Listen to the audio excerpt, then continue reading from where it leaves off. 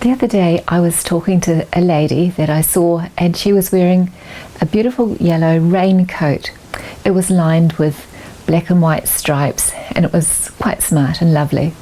I told her that I really admired her coat. It was raining outside, so it was very appropriate that she be wearing it. And she said, "Oh, I don't know if I should be wearing this yellow, bright colours like this. I'm in my 90s. And she didn't look like she was in her 90s. She was very healthy and looked great. I said to her that the coat was perfect for a person of her age to be wearing, and she looked really good. I loved it. And so she looked a little bit reassured, and off she went. And I thought about it later and how we change what we are doing, the way we think, the clothes that we wear as we get older.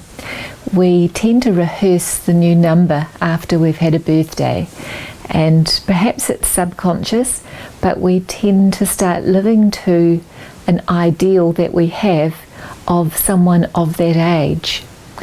And perhaps she thought she should be wearing more subdued colours because she was in her 90s. And it just sort of made me think about this whole concept and wonder if, as I get older and more birthdays, that it's possible that I change how I live and what I wear because I'm getting older. I remembered a woman that I'd met many years ago, and she was involved in motor racing. She raced cars, and she was obviously older.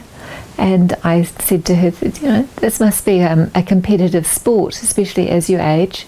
And she said, yes, it was, very much so. She said, but I've never told them my real age. I tell everyone that I'm 8 years younger than what I really am. She said, my mother did the same thing. And it's just something that we've chosen to do because we find that we get treated differently when we tell them we are a younger age. Now, I'm not suggesting that you lie and tell people that you are much younger, but perhaps there is something in the mindset of taking on a new number that can make us live better. I then thought of a woman by the name of Ellen Langer, who researched this particular topic of mindset, especially as we age. You might be able to find some of her work. I think she works at Harvard University, and she conducted an experiment quite a while ago in 1979, and they got together 8 elderly men that were in their late 70s and 80s, and they brought them together into a big house, an environment where everything had been staged to have been 20 years prior. So that meant it was in 1959 that everything was staged. So they had black and white televisions only, and they only showed programs that were running then. The newspapers, magazines, the food that they ate, everything in the environment supported it being 1959.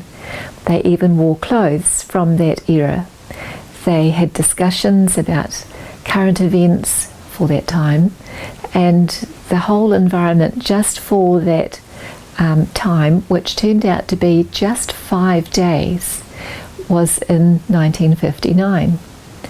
They had many health checks before they started, as well as photographs, and then when they finished, they had the same health checks to compare the differences.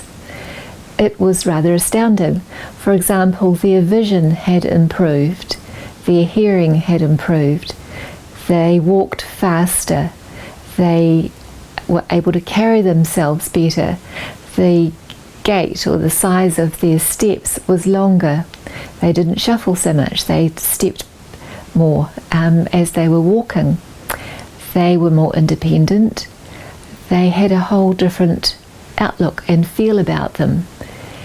And when people were shown photos of them at the end of the experiment and asked what age this person was, they all were judged as being younger than what they were when people were shown the photos of them before the experiment. It wasn't a 20-year difference, sadly, but there was a significant difference in the after the 5 days than before, which is pretty amazing. 5 days is not very long, but to show improvements in health as well as appearance, just from having a mindset change of being a younger self. So I thought about this and wondered what it is that we can do as well, and perhaps not taking on a whole 8 years younger person, but maybe just taking a 5-year shift to who you were 5 years ago, which is quite easy to remember. And you can remember how you were, the things that you did, and you can compare that to your mindset now. For example, when you stand up or sit down, do you moan and groan? Do you latch on to something to hold on to instead of trying to support your own weight? Do you dress differently? Are you going for the muted colours? The soft lavender, in fact, making you look older? Are you diminishing yourself? Are you thinking small? And when you speak, do you rehearse about the good old days and say disparaging things about the current era? Do you rehearse your ailments and your challenges? Do you repeat them? So what we can do, we can embrace curiosity. We can do things for our present and for our future that are good. We can look forward to it. We can have optimism and a positive attitude about the future. Even if it's about things that we can do for other people, the things that we have control over, we can do things that will uplift ourselves as well as other people. It's about our mindset and how when we make that difference and we're more optimistic, it will change our bodies and it will also change how we look. How good is that?